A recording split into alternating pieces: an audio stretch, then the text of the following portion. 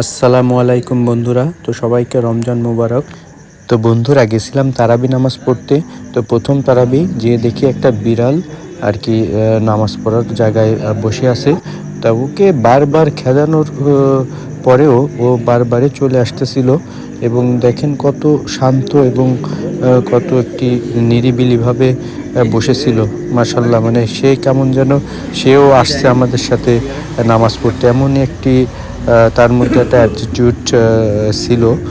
তো দেখেন সবাই উৎসুকভাবে কত সুন্দরভাবে দেখতেছে।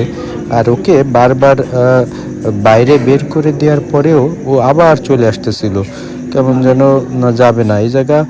মানে আশেপাশের হয়তো কারো বিড়াল, তো আমি একটু আদর করে দিলাম। আসলে বিড়াল তো খুবই ভালো প্রাণী আর কি। আমাদের ইসলামে এদেরকে নাপাক বলা হয়নি, পাক পবিত্র বলা হয়েছে, সেই জন্য আর আমরা বেশি ঝামেলা করলাম না। ওকে নিয়েই আর কি নামাজ পড়লাম। মানে আমার সামনেতে হেঁটে বেড়াচ্ছিল, সবার সামনেতে হেঁটে বেড়াচ্ছিল, তা কেউ কিছু বলছিল না। অবশেষে আর কি ওকে বাইরে দিয়ে আসা হয়েছিল, তারপরেও চলে আসছিল বারবার। ধন্যবাদ।